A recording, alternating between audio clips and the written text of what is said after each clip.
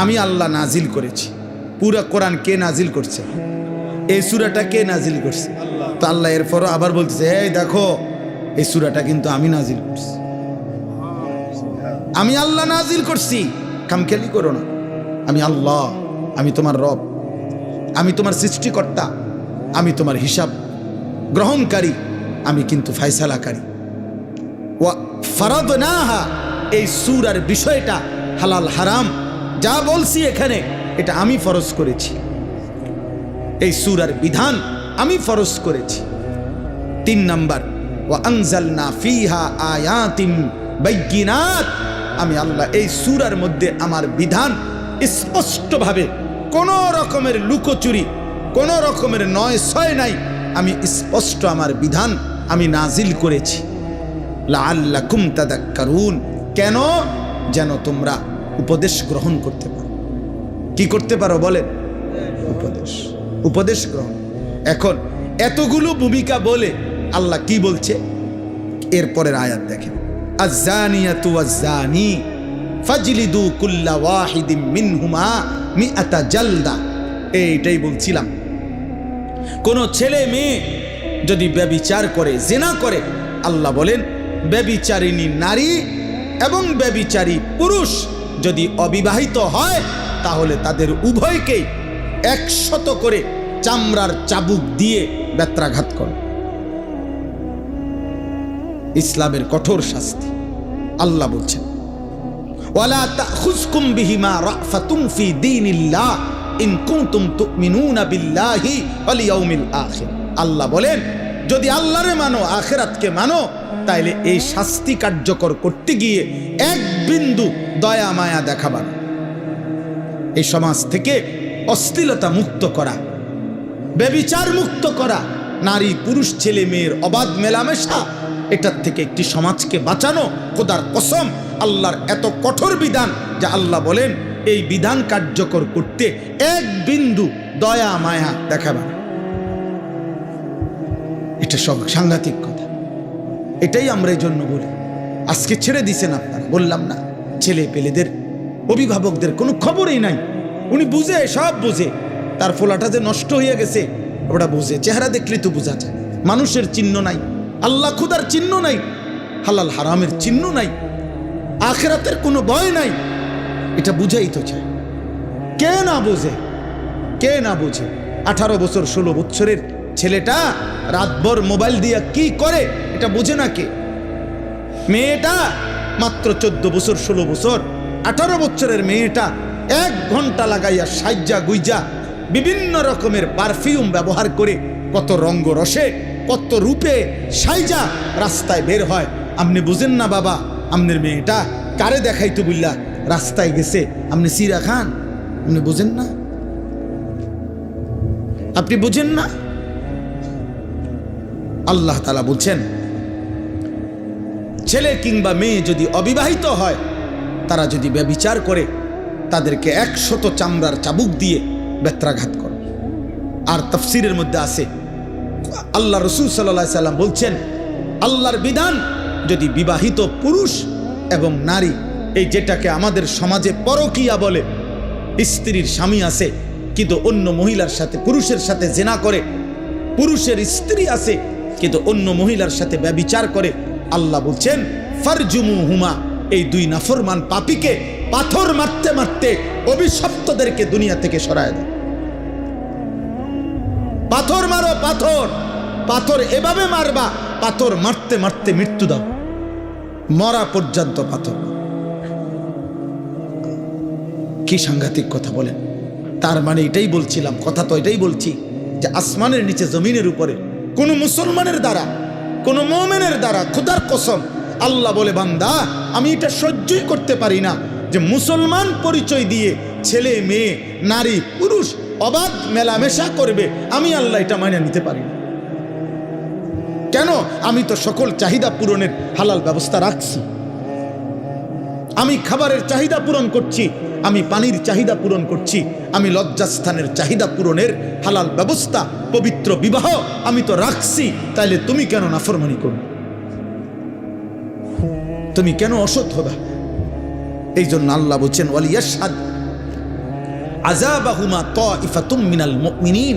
আল্লাহ বলেন ব্যভিচারী যারা, ছেলে মেয়ে অবিবাহিত হোক আর বিবাহিত হোক, তাদের শাস্তি যখন কার্যকর করা হবে ইসলামী খেলাফত, তখন যেন অবশ্যই ইমানদারদের বড় একটা গ্রুপ উপস্থিত থাকে, লোকসম্মুখে প্রকাশ্য দিবালোকে এই শাস্তি কার্যকর করতে, যেন বাকিরা ভয় পায়, যেন বাকিদের কলজা শুদ্ধা কাঁপে যে পাথর মাইরা মাইরা ফেলবে, 100 চামড়ার চাবুক দিয়ে বেত্রাঘাত করবে।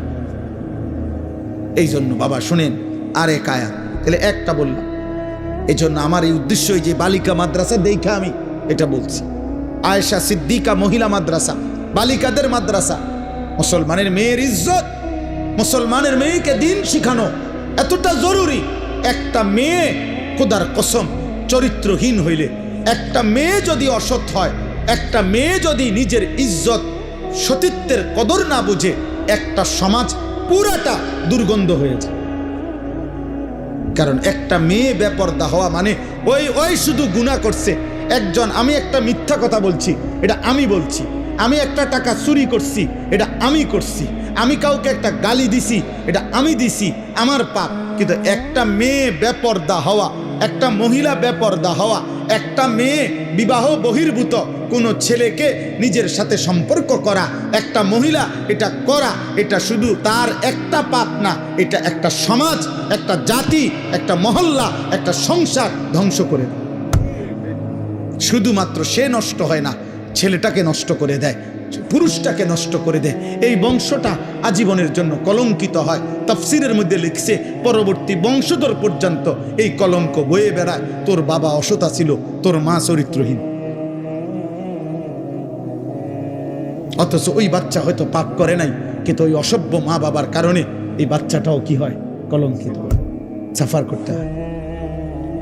এজন্য আল্লাহ তাআলা বলছেন, কোনোভাবে ব্যভিচারের কোনো পরিবেশ মুসলমানের সমাজে হইতে পারবে না, মুসলমানের সমাজে হইতে পারবে। এরপরে শুনেন আশ্চর্য হাদিস। নবীজি বলছেন, মান জানা ওয়া শারিবাল খামরা নাজা আল্লাহু মিনহুল ঈমান কামা ইয়াখলাউল ইনসানু আল কামিসা মিন রাসিহি। সাংঘাতিক কথা এটা। নবীজি বলছেন, কেউ যখন ব্যভিচার করে, জিনা করে, নারী পুরুষ অবাধ মেলামেশা করে এবং মদ পান করে, এই তিন জিনিস সবসময় একসাথে থাকে। যেখানে নারী, হারাম নারী, সেখানে মদ আছে, সেখানে গান আছে। যেখানে গান বাদ্য আছে, সেখানে মদ আছে, সেখানে নারী আছে। যেখানে মদের আড্ডা, সেখানে নারীরও আড্ডা, সেখানে গানেরও আড্ডা।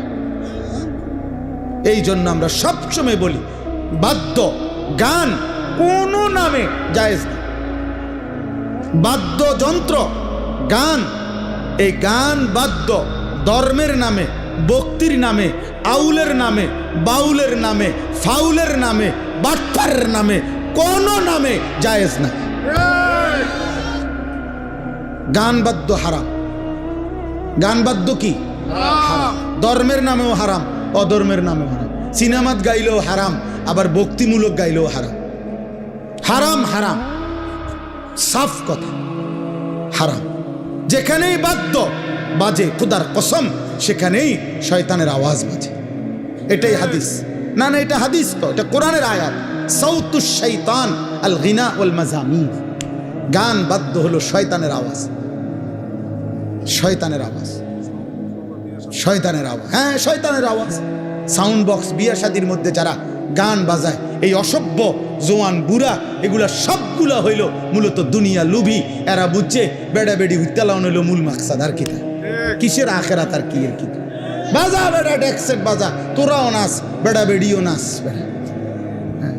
হ্যাঁ, কই এত ফ্যান্ডেল আলগা করার এত টাইম কই? বেড়ি বেড়িত বেড়িত খানা কদ্দুর এক লগে বইয়া খাইয়া লাইব, এত তান টোয়াইও না চাই। হ্যাঁ, এন্তিকা কোম্পানিগঞ্জ 20 মিনিটের রাস্তা, এত গাড়ি আলগা করার দরকার নাই। এক হাইয়েসের ভিতরে বেড়া বেড়ি সাপ দিয়ে বইলাও সবাই। আরে ফত কদ্দুর, হুদা 20 মিনিটের রাস্তা, 20 মিনিটের গুণা না। আর কিতা এটা হালকা ফিডা দিব সামান্য, 20 মিনিটের গুণায় আর ফিডাটাই কিতা? 20 মিনিটের জাহান্নাম আর কদ্দুর, অত হালকা একটা সুবানি দিয়া ফিডাই লেব। হ্যাঁ, খামখেয়ালি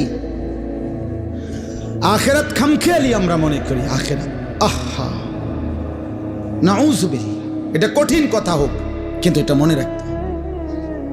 জিনা ব্যভিচারের পরিবেশ, তো আল্লাহর নবী কি বলছেন?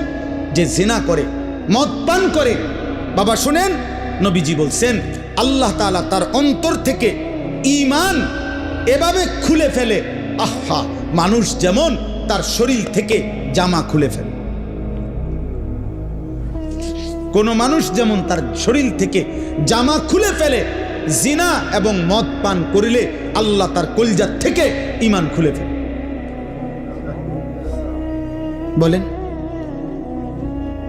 বলেন, কোনো মেয়ে, কোনো ছেলে, কোনো স্বামী, কোনো স্ত্রী, কোনো পুরুষ মহিলা, তার দ্বারা যদি এই ব্যভিচারের কোনো পরিবেশ হয়, কি হবে সেটা? আল্লাহ আমাদেরকে মাফ করে দেন, আল্লাহ আমাদেরকে মাফ করে দেন। আমাদেরকে সত্য কঠিনটাও শুনতে হবে। সুবহান আল্লাহর ফজিলত যেমন শুনতে হবে, আল্লাহর বিধানের কঠিন শাস্তির কথাও কি করতে হবে? কষ্ট হলেও শুনতে হবে। কেউ যদি বাঁচে, একজন যদি বাঁচে থাকে, সর্বশেষ হলো আয-যানি লা ইয়ানকিহু ইল্লা যানিয়াতান আও মুশরিকা। এটা মারাত্মক কথা। এই শেষ কথাটা বলি, এই আপনারা যারা এখানে বসা আছেন, পর্দার আড়ালে যে সমস্ত মা মেয়ে আপনারা আছেন, আপনাদের কাছে আমার এই শেষ কথা। আপনারা যারা ছেলের বাবা, আপনারা যারা মেয়ের বাবা, আপনারা যারা মা মেয়ে আছেন, তোমরা যারা কিশোর যুবক ভাই আছো, তোমাদেরকে বলি, এটা মারাত্মক কথা। আল্লাহ বলছে আয-যানি লা ইয়ানকিহু ইল্লা যানিয়াতান আও মুশরিকা।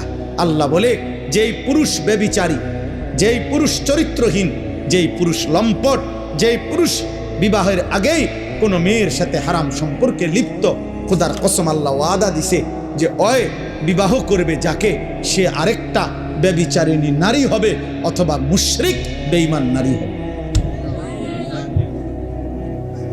তোর কপালে পবিত্র কিছু জুটবে না, পবিত্র কিছু জুটবে। সেদিন বুঝবা বাবা, সেদিন বুঝবা মা, সেদিন বুঝবা বোন, স্বামী যখন 2 নম্বর হবে, স্ত্রী যখন 2 নম্বর হবে।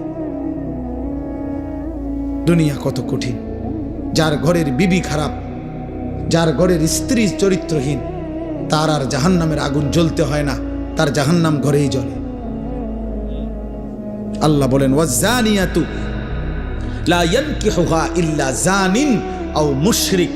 এবং কোন ব্যভিচারিণী, খারাপ চরিত্রের মেয়েকে, নারীকে আল্লাহ নিজে বলছে বিবাহ করতে চাইবে না।